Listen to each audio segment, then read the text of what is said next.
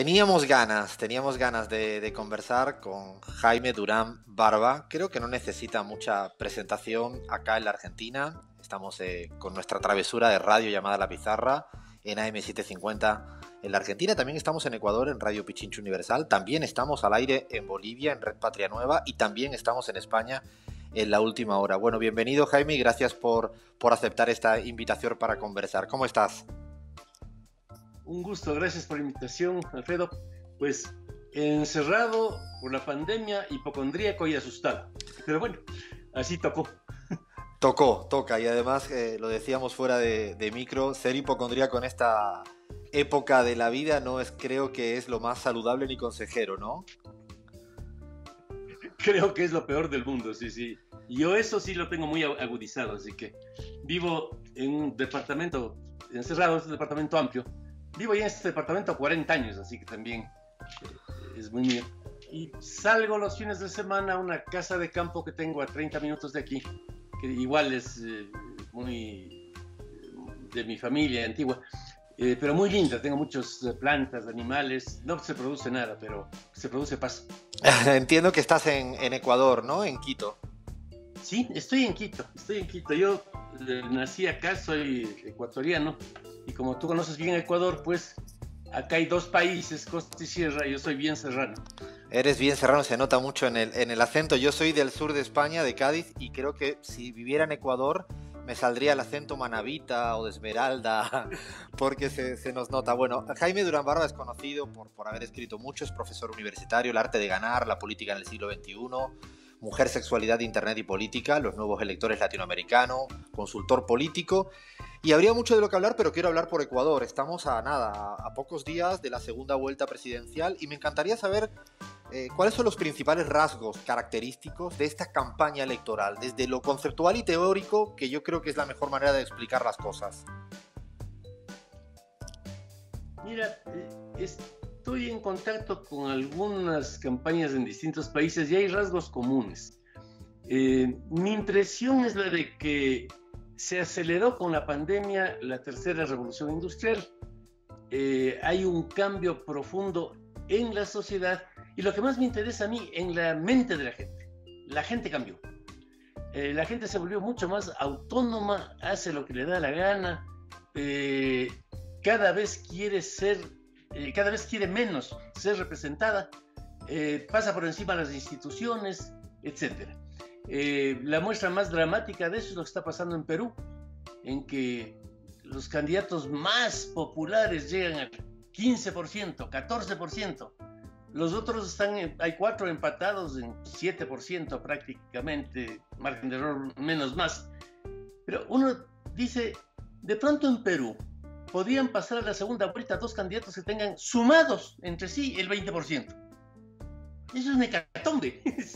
Es una hecatombe.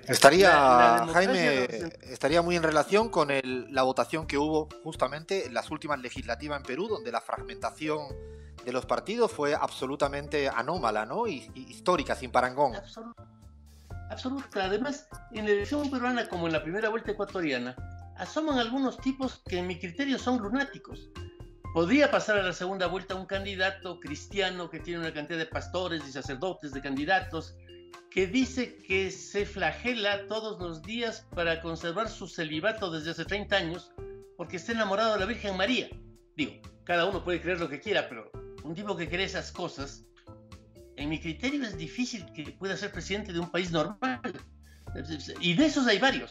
Hay otro militar que quiere reanudar la guerra con Ecuador. ¿Cómo es tan idiota el tipo? Cuando el 99% de los peruanos y de los ecuatorianos estamos felices de que haya acabado esa estupidez. Entonces, hay una locura. En el debate presidencial ecuatoriano, un candidato propuso algo muy revolucionario. Dijo que si era presidente, abriría relaciones diplomáticas con los países que se encuentran detrás de la cortina de hierro. O sea, un tipo que dice eso es un tarado. No, pero de esos hay cantidades. O sea, hay una descomposición enorme del proceso político en Ecuador y en Perú. En México no. En México estoy siguiendo también mucho lo de México. Ahí hay algo peculiar con el gobierno de Andrés Manuel López Obrador. Que sigue muy fuerte, ¿no? Que sigue Leía el último artículo que sacaba en El País y los datos de popularidad, de fortaleza, siguen siendo altísimos, por encima del 60%, habiendo superado 2 años ya de gestión y gobierno contra viento y marea, ¿no? Muchísimo, y hay un dato más. Yo estoy siguiendo las elecciones de gobernaciones, de estado por estado. Morena, el partido de Andrés, está ganando en todos los estados de México, menos en Querétaro. Querétaro es un estado muy rico, tradicionalmente gobernado por PAN, pero incluso en Querétaro podría darse alguna sorpresa. O sea, que el gobierno, que un partido gane en todos los estados de México la gobernación, no ocurría ni siquiera en el tiempo de gloria del PRI. Porque cuando el PRI controlaba el país, en Baja California ganó el PAN, hubo varios estados que se le fueron. Andrés Manuel controlaría todos los estados mexicanos. Es un caso muy peculiar sobre el que hay que escribir y pensar, porque es extremadamente interesante lo que hace López Obrador en eso. Me quisiera ir otra vez a Ecuador. Faltan, insisto, poco. Yo diría que son 2 candidatos donde realmente se perciben 2 modelos antagonistas. Creo que si uno hiciera contraste de uno versus el otro, en todos los sentidos, desde su edad, una cuestión generacional, su historia de cada quien, lo que representan, lo que proponen.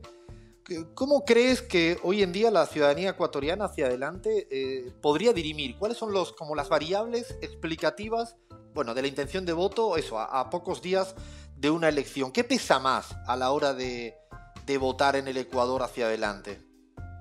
Hay distintas variables que están jugando. La una, el gobierno nacional. El gobierno de Lenín Moreno, que fue originalmente elegido por el partido de Rafael Correa, es el gobierno más impopular de la historia del Ecuador. Yo tengo registros desde hace 40 años y nunca hubo un presidente con 9% de aceptación. O sea, es una locura. Su partido sacó el 1.4% de votos y después además le expulsaron del partido. O sea, es una hecatombe. Y esa mala sensación frente al gobierno de Moreno, que además se dedicó a perseguir de manera absurda a Rafael Correa, hace que la gente compare y diga, bueno, Correa era mejor que este inepto. Y ayuda al candidato de Correa y a Correa en principio, porque, como te digo, es un caso excepcional. Nunca hubo un gobierno con tanto rechazo en la historia ecuatoriana, ni tampoco uno que se dedique tanto solo a perseguir a un político. ¿Y cómo crees que eso que estás planteando, Jaime, le afecta al candidato Guillermo Lasso cuando buena parte de la votación en estos 4 años, y he podido registrar cómo participaron en la asamblea, ha sido más de un 80% votando conjuntamente? ¿Cómo arrastra a Lasso el efecto Lenin, o lo logra amortiguar de alguna u otra manera en campaña? Mira, lo que pasa en Ecuador es semejante a lo de varios países. Nadie sabe qué pasa en el Congreso. Nadie. Los congresos son unas burbujas en que hay unos energúmenos que se gritan entre ellos, y a mí me ha pasado varias veces en Ecuador, en México, en Argentina. Hablo después de una sesión del Congreso con un diputado y me dice, ¿viste cómo le fundí para siempre a fulano? ¿Y quién se enteró de que le fundiste? O sea, son unas burbujas esquizofrénicas los congresos, siendo además muy desprestigiados. Creo que en Perú nada hay más desprestigiado que el Congreso peruano.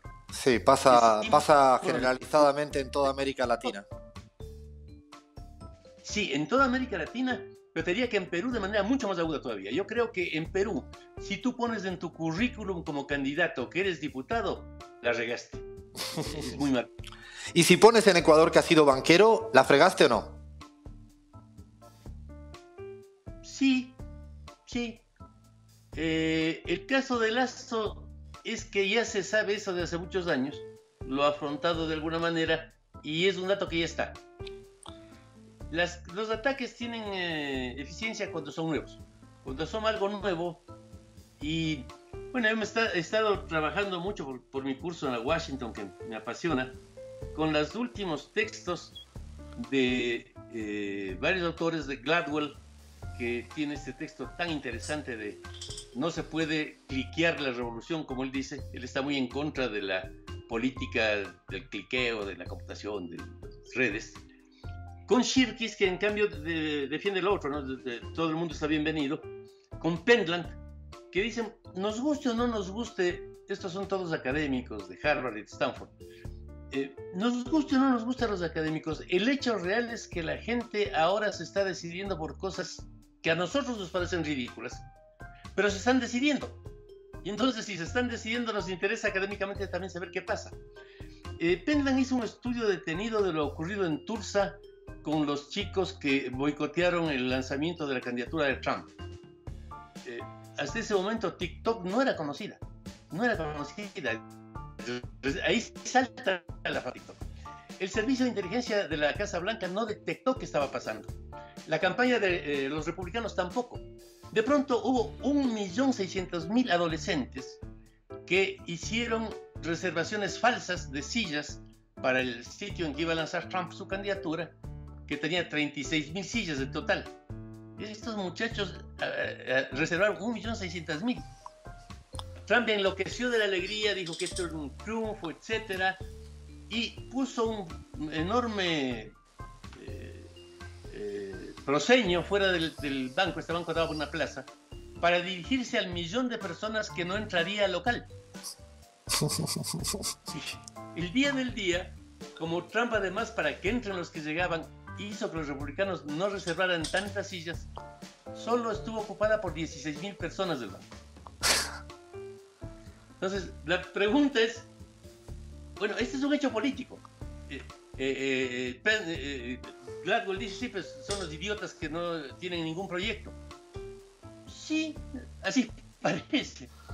Pentland hace un estudio. Bueno, ¿quiénes son estos tipos? ¿Son prodemócratas? No. ¿Les gusta Biden? Tampoco. ¿Les caía mal este viejo energúmeno que estaba en la Casa Blanca? Agarraron una canción, un baile, ni muy contemporáneo, la lambada. Bailaban esta lambada, consiguiendo 2 entradas, y ya le jodimos al viejo, listo, la lambada. Eran chicos que estaban jugando y produjeron al presidente de Estados Unidos, ni más ni menos, le produjeron un golpe descomunal. Entonces ahí Pentland dice, bueno, hay que investigar qué pasa con estos tipos, algo raro está pasando. La política del cliqueo que Gladwell rechaza es un hecho desagradable, pero es un hecho. Veamos por qué hacen esto. Y sobre todo Pentland lo que hace es estudiar cómo ocurren estas cosas. Y da una fuerza importantísima a la red de contactos que tiene cada persona. Dice, esto se hizo así. Un pibe tiene 100 contactos. Manda los 100 contactos de esto y a cada contacto le pide que mande los suyos. Y así movilizaron más de 1.000.000 de adolescentes en 3 semanas. ¿Y crees, Jaime, que esto es trasladable? Incluso desde una discusión conceptual te diría, a veces las epístemes, como tú bien sabes, no siempre son coincidentes y a veces no son fácilmente trasladables. No sé, pienso en Bolivia, donde no creo que exista una cultura predominante del cliqueo. Justamente podría justificar en parte que Lucho Arce ganara en primera vuelta pues con un 55%. Pensando en el Ecuador, ¿es extrapolable esa discusión conceptual hacia un país como el Ecuador? Yo creo que es mundial. El tema del Internet es mucho más difundido de lo que creemos los académicos. Hubo una experiencia en el gobierno del presidente Macri en que fue a visitar a un grupo indígena que no hablaba bien castellano en las provincias Collas. No hablaba tampoco quichua, era otro idioma chiquito. Les visitó, fue muy agradable. Y a la salida, una anciana le dijo, presidente, foto. No sabía más castellano. Y él le dijo, bueno. Y la señora tenía un teléfono para tomarse la foto. Y el Macri le dijo, ¿y para qué quiere la foto? ¿Qué? Facebook, le dijo. Entonces Macri le dijo, pero ¿y cómo el Facebook si aquí no hay internet? La señora esta explicó que iba a un pueblito, a un cibercafé, y ahí tenía su Facebook. Dice, ¿cómo decodifica ella el internet? Es otra cosa, no decodifica como vos y yo, pero está presente esta cosa. Es algo impresionante. Yo he tenido mucha vinculación con culturas indígenas porque me encanta, me encanta. Yo comprendo aceptablemente el quichua, conozco algo del náhuatl, y las culturas estas tenían una reverencia por el Consejo de Ancianos descomunal. Finalmente había disputas que resuelven los ancianos. Dirimen arriba, claro. Eso se acabó. Ahora los pibes indígenas que tienen su teléfono en el que entran al Google y ven cómo se producen las lluvias, ya no creen en la danza de la lluvia y dicen viejos pendejos. Se desmoronó la estructura de la autoridad de gran parte de las organizaciones indígenas. Y hablando, déjame preguntarte justamente por el movimiento indígena ecuatoriano a colación de lo que planteas. Dos preguntas me surgen. Yaku representa eso, por un lado, porque tiene algo, le he seguido bastante, he estudiado bastante su performance, su relación con el ONGismo internacional, desde que tenga una compañera franco-brasilera, ¿no? Con una puesta en escena, y lo digo sin juzgar, lo digo casi radiografiándolo. Por un lado representa eso Yaku, y por otro lado, ¿crees que podría llegar hasta el caso de que el movimiento indígena en esta segunda vuelta pudiera votar a Guillermo Lasso porque también se parecieran la noche y el día, casi dicho desde una visión hasta de cosmovisión? Mira, ahí hay un tema importante que es el tema histórico. Ecuador no estuvo poblado por incas. El Tahuantinsuyo fue expulsando hacia el norte a otras culturas que se asentaron en este país, que es un país raro, en el que hay muchos valles, es como una escalerita, la cordillera de los Andes. Entonces se asentaron muchas culturas que no hablaban quichua tampoco. De hecho, Yaku es cañari, de uno de estos pueblos que hablaba cañari. Fue el pueblo que más exterminó incas. Ellos fueron la policía de los españoles para destruir las momias de los incas en el Cusco. Otro pueblo. En el norte estaban los que ahora les llaman otavalos. Una integrante de esta cultura fue la madre de Atahualpa. Vean, otra cultura, es una cultura comerciante impresionante, de un dinamismo económico impresionante. Tú sabes que hay casa del otavalo en 60 países del mundo. Ajá. No sabía ese dato, es impresionante. Entonces, los indígenas ecuatorianos son históricamente muy diversos, y también han disputado tierras desde antes de que lleguen los españoles. Pero eso, Jaime, perdóname, pero yo conozco más la boliviana. Hay 36 nacionalidades originarias según la última constitución en el Estado plurinacional. Hay desde guaraníes hasta también, hay de todo, de hecho. Claro, y al final hay como un cierto núcleo común, como justamente los teóricos, desde cualquier Luis Tapia en Bolivia llama a este punto de ancla. En el Ecuador no ocurre algo así. ¿No crees que a pesar de la heterogeneidad hay algo, por ejemplo, por la lucha histórica, que en el Ecuador también hay una heterogeneidad, pero quizás tenga una raíz histórica, incluso contemporánea, también podríamos decir, que haya rechazado, por ejemplo, todo lo que venga del Fondo Monetario Internacional? No puede haber heterogeneidad, pero hay unos ciertos principios donde la soberanía, donde la no invasión, ya sean españoles o estadounidenses. ¿No crees que eso podría uno explicar la relación, digo, difícil, controversial que pudiera tener con Guillermo Lasso como candidato, por ponerle un poco de prisma electoral? Mira, Bolivia tiene otra estructura. En Bolivia nació el catarismo, esta teoría política indígena que, pues, tú conoces, invoca la historia indígena como algo superior, etcétera, que fue muy poderosa en Bolivia y también en Perú. El padre de Ollanta Humala era un catarista, autor de libros de cataristas. En Ecuador no se produjo esto porque los indígenas ecuatorianos eran enemigos de los incas, no eran solidarios, eran enemigos y eran dispersos. Por otro lado, en Ecuador son muy pocos. Si tú ves el censo, en Ecuador hay 7.1% de indígenas, 7, y afroecuatorianos hay 7.2. O sea, no es un grupo muy grande, es un grupo pequeño, muy dividido. Hay un sector ahí bastante ideologizado que ha tomado las ideas de Sendero Luminoso, de Mariátegui, pero hay una diversidad muy grande. Yaku representó algo muy raro, Eh, a mí me cae muy bien, ha estado en mi casa, me cae soberbio Manuela. No te olvides que yo trabajé con Marina Silva en Brasil y Manuel es de esa onda ecologista. Claro, ambientalista, sí. Sí, sí. Y yo trabajé con Marina y fue una de las experiencias más lindas de una candidata maravillosa, Marina, en 2010. ¿Qué pasa con ellos? Yaku fue un indígena que hizo algo rarísimo, asomar varias veces tocando saxo en sus videos. Y toca muy bien el saxo. Bailar con Manuela de una manera muy occidental, diría yo. Sí, yo diría muy mal, pero bueno, dejémoslo en occidental por ser diplomático. Pero poco indígena. Sí. No era la danza indígena. Esto yo creo que a Yaku le dio una entrada importante en sectores juveniles urbanos del país, que están con el agua, el futuro ecologista, etcétera, etcétera, porque era muy aparente para eso. No era el típico indígena, sobre todo del centro de la sierra, panzaleos, que son más caídos, más callados, no se expresan. Ya, entre otras cosas, porque los cañaris casi se exterminaron, son poquitos. Es un cañari feliz, es un cañari del siglo XXI. Entonces, esto creo que tuvo dos direcciones. La una le dio votos que nunca habría tenido un dirigente indígena. Claro, por eso alcanza el casi 20%.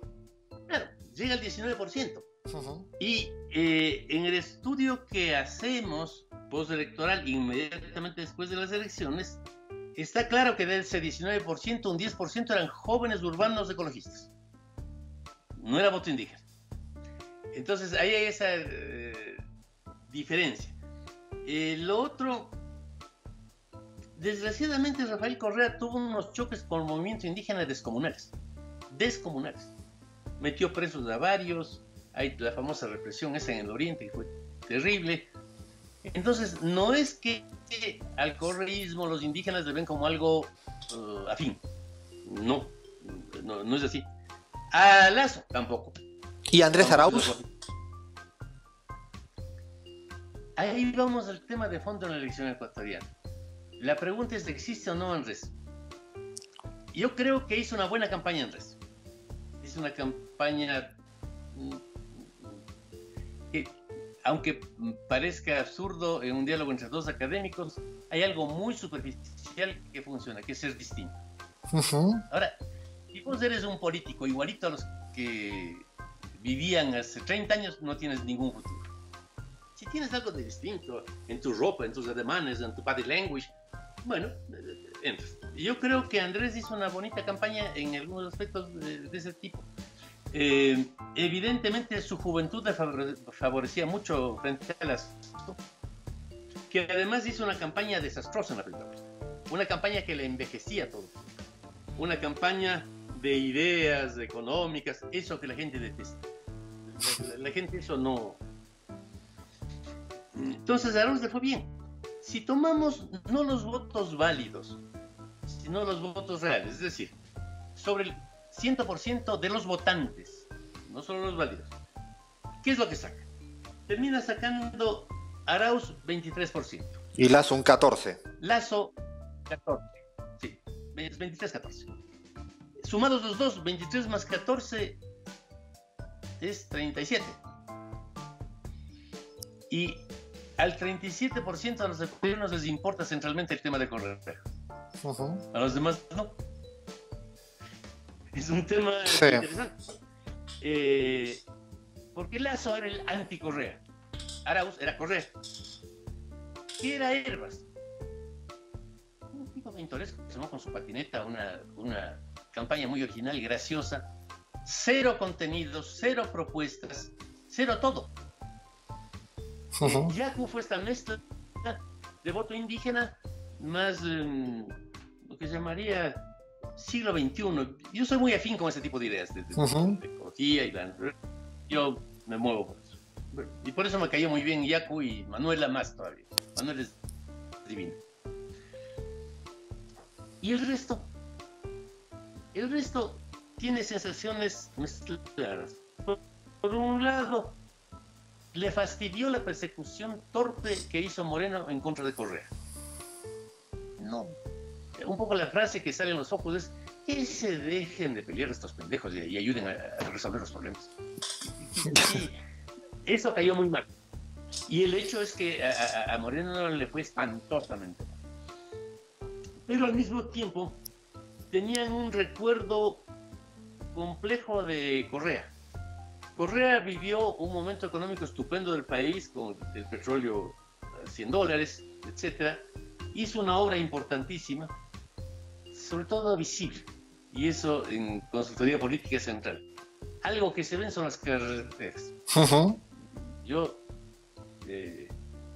tengo esta propiedad cerca de Quito. Cuando yo era pequeñito, una propiedad que tiene mi familia hace 200 años. Hacíamos 3 horas para llegar. A 30 minutos.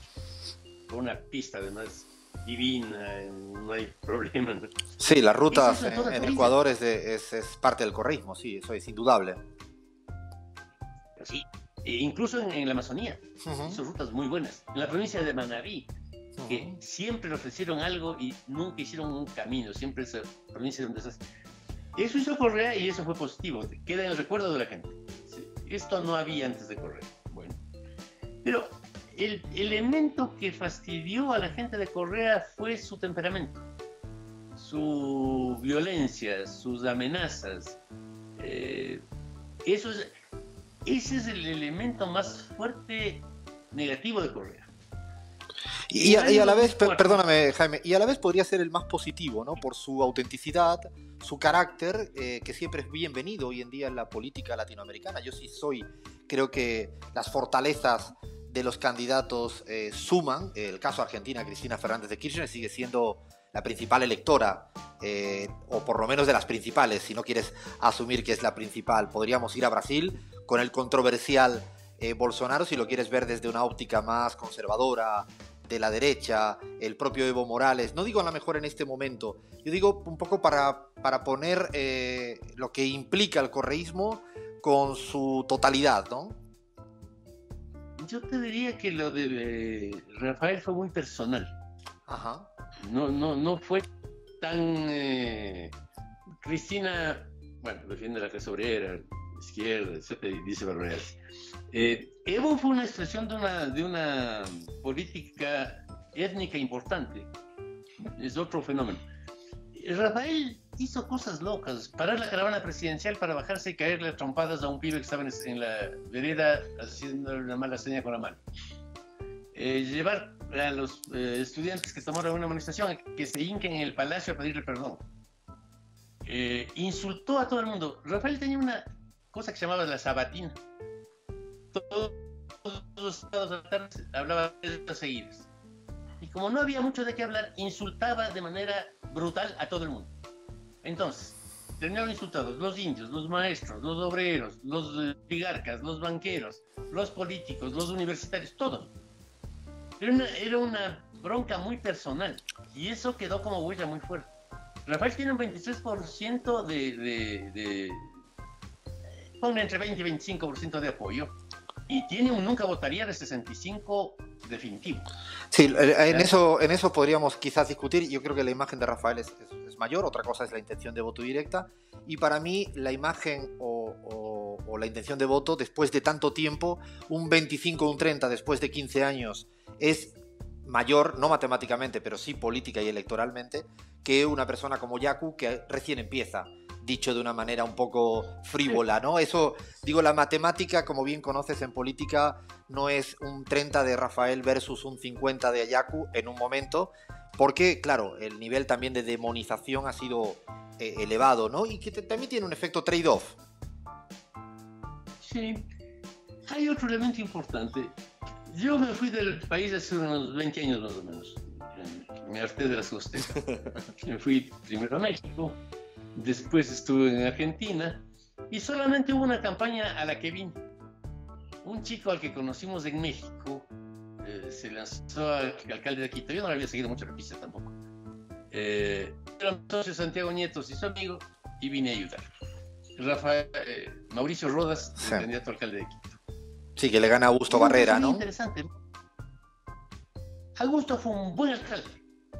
Uno. además de ser buen alcalde, y no siempre se sigue, tenía buena imagen. En ese momento Correa tenía en Quito 75% de positivas. Estaba muy bien. Y bueno, Augusto quería ser reelegido. Augusto es un tipo preparado, solvente. Creo que digámoslo así, merecía la reelección. La campaña de Rodas fue una campaña en la que en la primera encuesta empezó 16 a 64. Rodas 16, Augusto 60. Fue una campaña totalmente de esto que hablábamos hace un rato, el TikTok, el chiste, frescura total. Bueno, avanzó la campaña, hubo un momento curioso en que el debate ayudó mucho a instalar esto que se llama Penla, el meme drop, un elemento publicitario que cobra vida propia y juega solo después. En el debate lo que hizo Rodas fue perseguirle con un chocolate a Barrera. Sí. Barrera llegó, obviamente Barrera sabía mucho más sobre la ciudad, era un buen alcalde y un hombre estudioso, no es un improvisado. Sabía todo sobre la ciudad. Si discutían sobre la ciudad le hacía pelota. Y el otro le empezó a jugar, estás muy aburrido, Augusto. Comete este chocolate para que te mejore el ánimo. Y le dijo eso todo el debate. Augusto no es una persona con mucho sentido del humor, se enojó mucho, se descontroló y la ciudad lloró de la risa de este pibe que le había fastidiado al hombre que parecía mayor. Yo en la tarde de ese debate fui a un hospital porque mi salud es medio quebrantada y mi hipocondría la grava. Y había unas 8 personas ahí que no conocía. Yo tengo un nivel de conocimiento. Señor Durán, ¿usted le conoce a este Rodas? No, les digo, ¿por qué? Parece que es un chico maravilloso, pero recibió al alcalde con un chocolate, qué cosa tan maravillosa. Eso parecía que movía la cosa. Si él hubiese tenido una buena exposición sobre cómo solucionar el problema del tránsito, nadie entiende qué es el tránsito. Aquí tengo una... La verdad es que... perdóname, Jaime, en este punto me evoca una duda, una pregunta. A veces uno, en el caso tuyo como consultor político, no te preguntas si después de sugerir lo del chocolate, no digo que haya sido tú, o si lo fuiste, o quien fuere, da igual, la persona que fuere, y frente a los problemas cotidianos preocupantes y acuciantes de la ciudadanía, uno no se pregunta después a la hora de irse a la cama por qué di gasolina, nafta a la superficialidad del debate político. Te lo digo así como, ¿has tenido este tipo de duda después de acompañar a Macri en alguna sugerencia? ¿Te entra este tipo de duda o crees que no es responsabilidad tuya para ponerlo todo encima de la mesa? Ni de Macri ni de Rodas tampoco. La gente está viviendo así. O sea, no hay duda, Jaime, que... Mucha gente no te entiende. Claro, pero no hay duda que, eso es cierto, pero no hay duda que el político o la persona que tiene una mayor portavocía, es como si habla Messi, yo que soy muy futbolero, tiene una responsabilidad mayor que si habla pues mi mamá, que seguramente la va a escuchar menos gente. En ese punto, ¿te lo has preguntado alguna vez o no te genera la más mínima fricción interna? Absolutamente. El candidato, yo creo que debe ser una persona preparada. Sí, yo he trabajado siempre con gente en cuya capacidad confío. Pero su misión es ganar las elecciones. En eso yo fui alumno de los viejos fundadores de la consultoría, y Tony Schwartz tiene este libro maravilloso, El Acorde Comprensivo, en que dice, cuidado, intente educar en una campaña. ¿Y después de la campaña? ¿Y después de la campaña? Después usted como gobierno debe ser responsable. Pero es otro lío. En la campaña usted tiene que ganar las elecciones.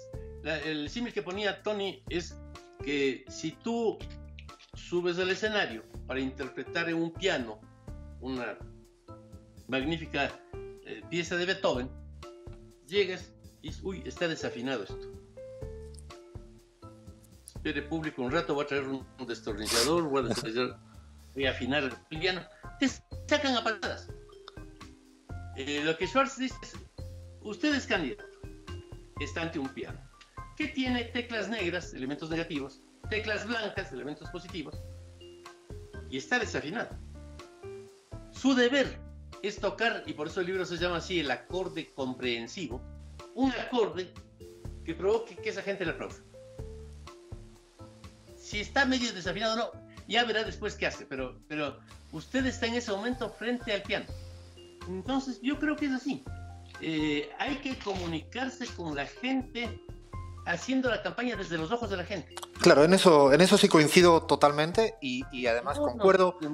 Lo que sí te preguntaría, por ejemplo, por ir acabando, pues estamos ya casi fuera de tiempo, sí. Hay candidatos que cuando llegan a ser presidente, y estoy pensando realmente en Mauricio Macri, no lo puedo disimular, siguen creyendo que son candidatos, no gestores ni presidentes, y eso es una de las grandes fracasos de gestión que hoy en día creo que tienen algunos presidentes. Me parece que el caso de Macri, después de 4 años en materia económica y tantas otras variables, pero podríamos poner otros casos, como un poco una suerte de, dicho en ecuatoriano boliviano, chuchaqui, chaqui, resaca de lo que disfrutan, o el hábito construido en una campaña, y que quizás no le ponen el freno a la hora de llegar a gestionar, que como tú bien sabes es otra cosa, es otra historia.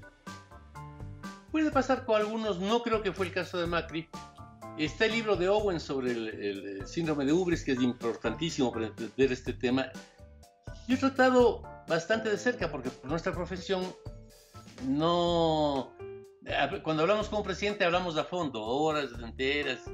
He tratado bastante con unos 30 presidentes de distintos países. Todos los que han sido presidentes en México, casi todos los de Argentina, casi todos los de Ecuador, varios de Brasil. El síndrome de Ubris está siempre. Yo conozco 2 presidentes en total que no lo tienen, que no lo tenían. Pero eso está siempre. Yo personalmente creo que no debería haber reelección nunca. Me encanta el sistema mexicano. Porque los presidentes mexicanos, unos equivocados, otros no, es otro problema, no son candidatos.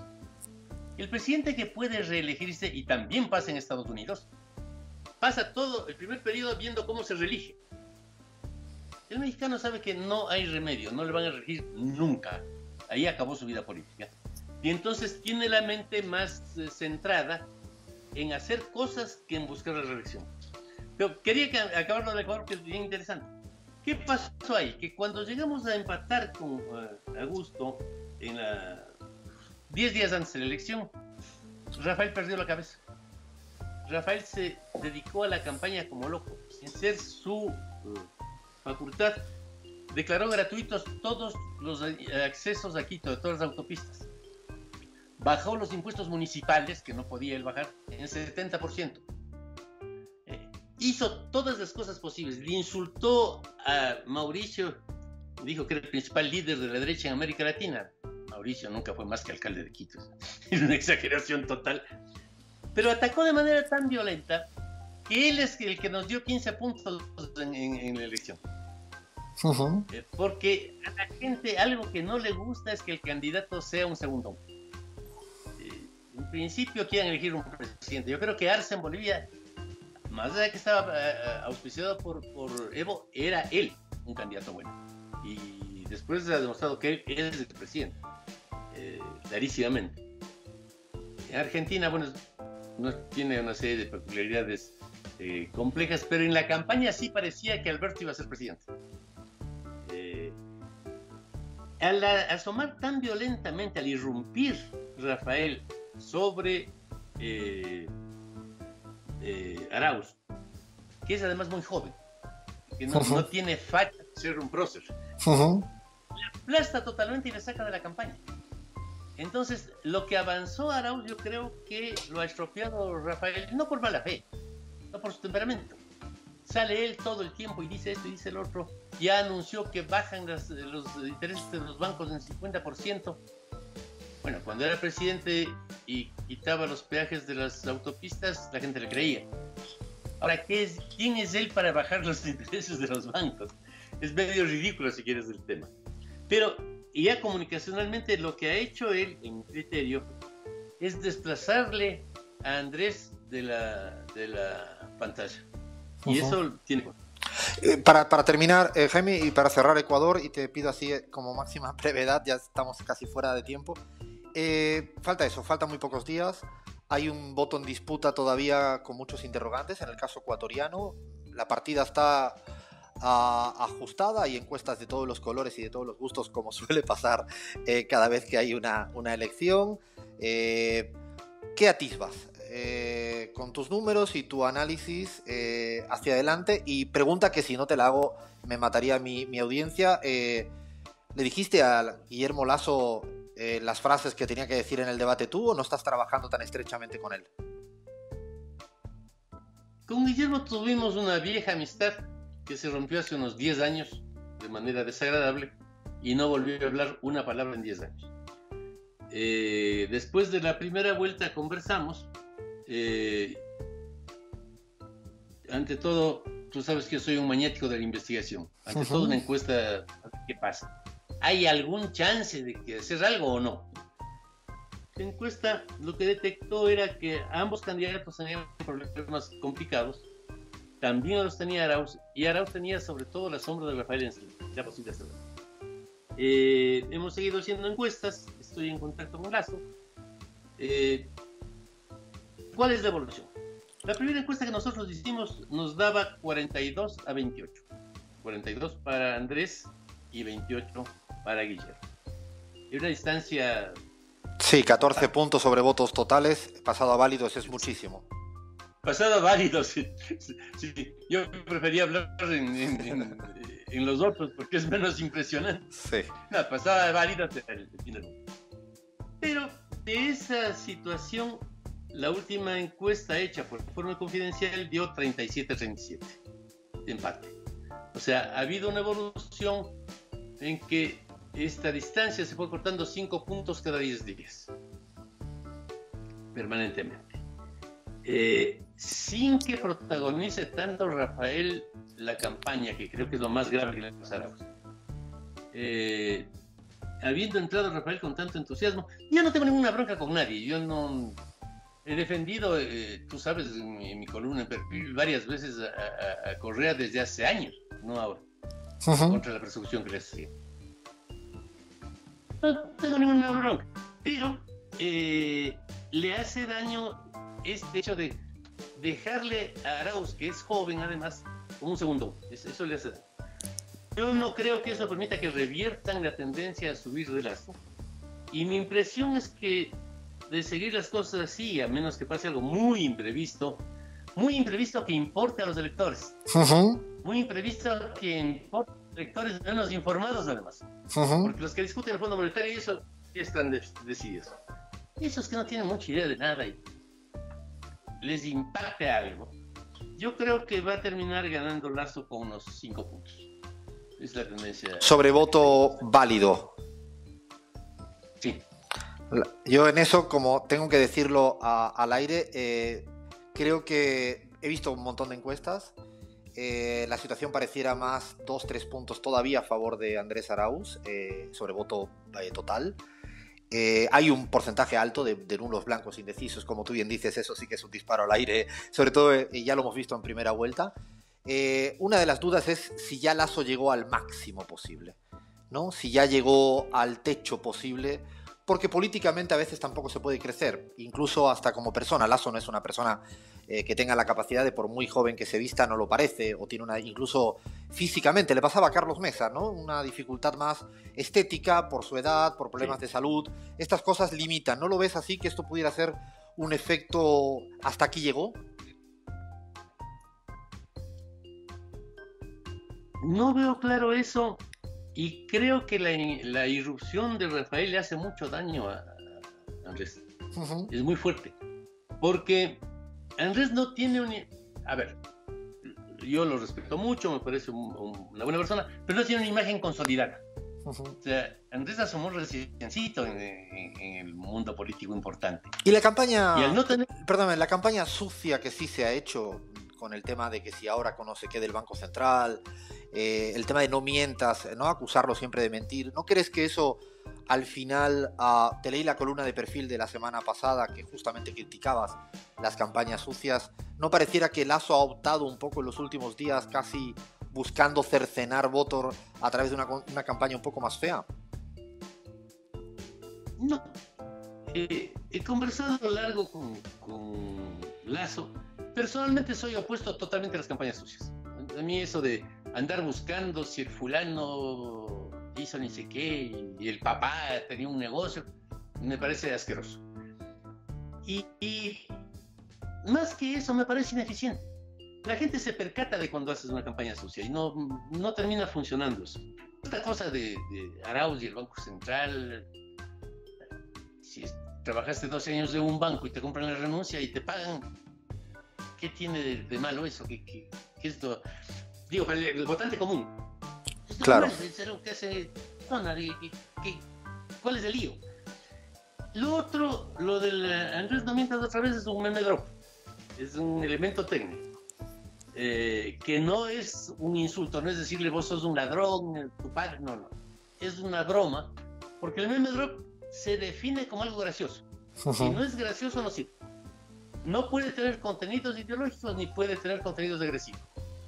El maestro del meme drop es Sanders, que en vez de productora tiene un especialista en meme drops de la Universidad de Nueva York. Entonces, cuando él asomó en la posesión de Biden con esos guantes ridículos y esa silla, estaba produciendo un meme drop. No, es otra forma de comunicación. Ahora, en esta sociedad en la que todo el mundo es periodista, en que todo el mundo es político y demás, hay una manga de idiotas que hacen cualquier cosa. Es decir, no puedes controlarlo.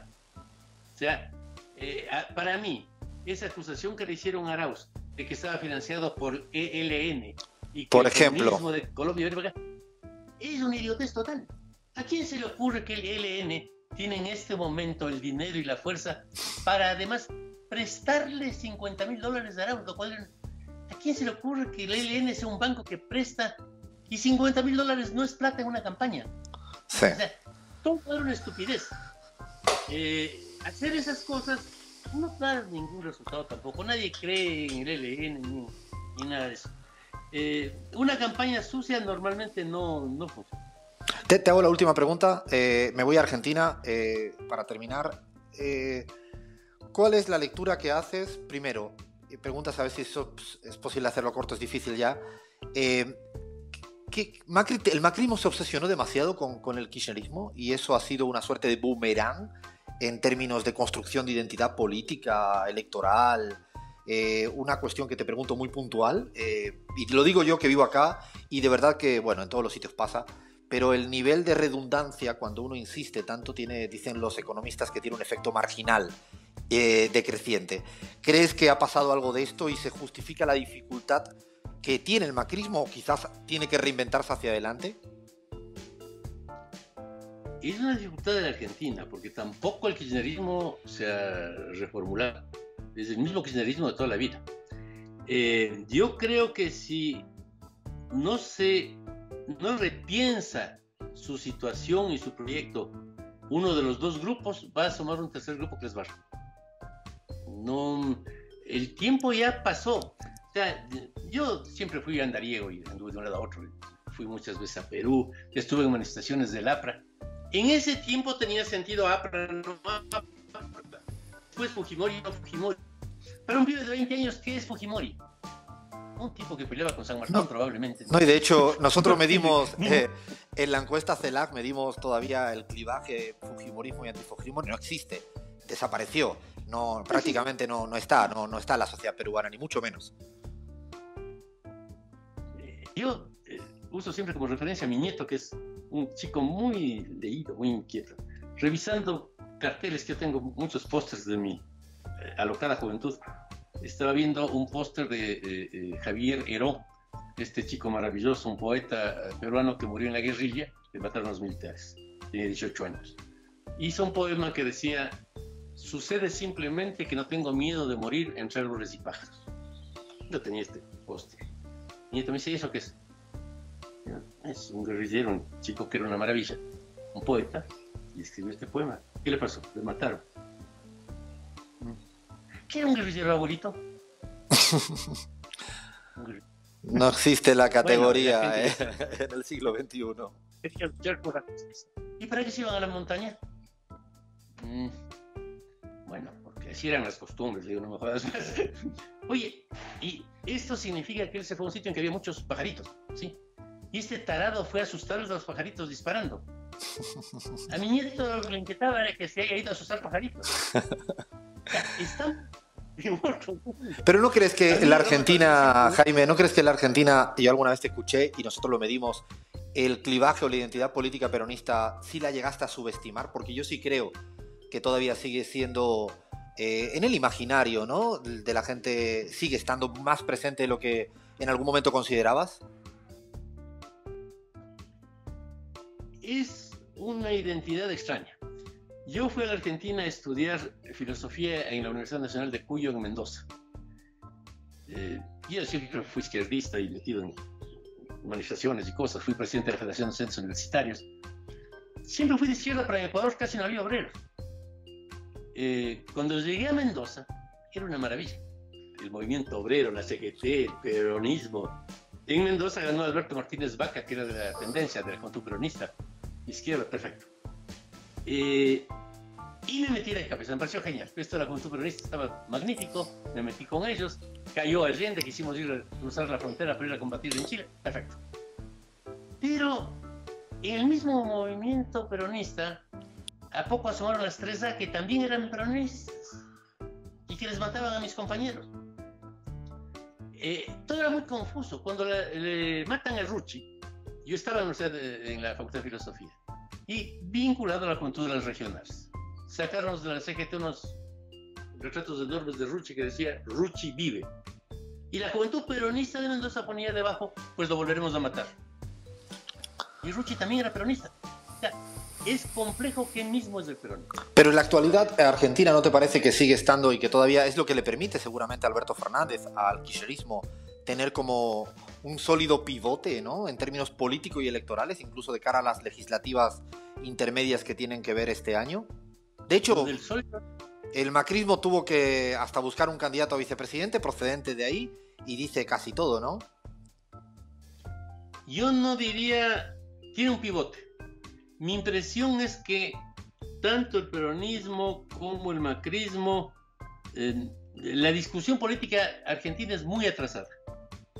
Nuestro país está discutiendo todavía cosas del siglo XX a lo mucho. No te digo que esté mejor la situación en Perú, en Ecuador, no. Pero estamos muy atrasados, muy convencidos de que cuando se produjo el Big Bang hace 14.000 millones de años, ya estaban las 10 verdades peronistas. Y no, son un poco más recientes. Sí, seguramente evolucionará la política argentina, como le ha ocurrido a España, de pasar de un bipartidismo o a Italia, o a cualquier, o incluso al propio Israel, que le está pasando que no tiene capacidad de conformar gobierno. Comunista. ¿Cómo estudiabas Italia sin estudiar? El Partido Comunista, el Socialdemócrata y la Democracia Cristiana. Eso era Italia. Y ahora, ¿qué queda de los tres? Nada. En Francia, el Partido Comunista, que tenía además intelectuales maravillosos, André Gors, Garodi, etc. Era un partidazo, no era una cosa cualquiera. Desapareció. O sea, el mundo va cambiando a una velocidad cada vez más acelerada, y creo, personalmente, no soy conservador en absoluto, no me gusta ir hacia atrás. Creo que hay que pensar en un mundo distinto que incorpore la tecnología sin que la tecnología mate a la gente, porque es un gran progreso, pero también tiene riesgos. Y que esa es una tarea para los políticos, para los intelectuales, que significa reformular la revolución, reformular el cambio. O sea, la clase obrera va a extinguirse en 10 años. El libro este famoso de André Gors, Adiós al proletariado, se va a cumplir. Los robots la van a sustituir. ¿Qué hacemos ahora? Hay que hacer algo, porque esa tecnología que tiene tantas cosas buenas, tiene también peligros enormes. Ahora sí, Jaime, para terminar te pido una palabra, porque siempre terminamos así, con alguna salida rápida de una palabra. Te digo y me dices una palabra por cada nombre que te diga. El Papa Francisco. Peronista. Mauricio Macri. Expresidente. Andrés Arauz. Un buen proyecto. Bolsonaro. Una vergüenza. Alberto Fernández.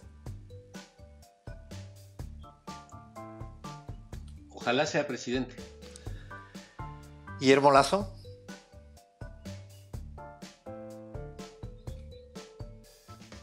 Una incógnita. Durán Barba.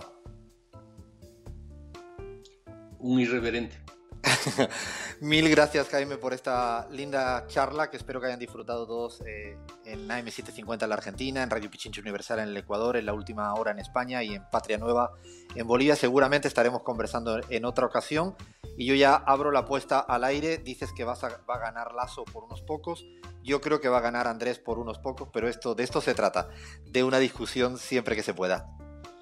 Sí, y de respetarnos y estimarnos a pesar de las discrepancias. La discrepancia es parte de lo bonito de la vida.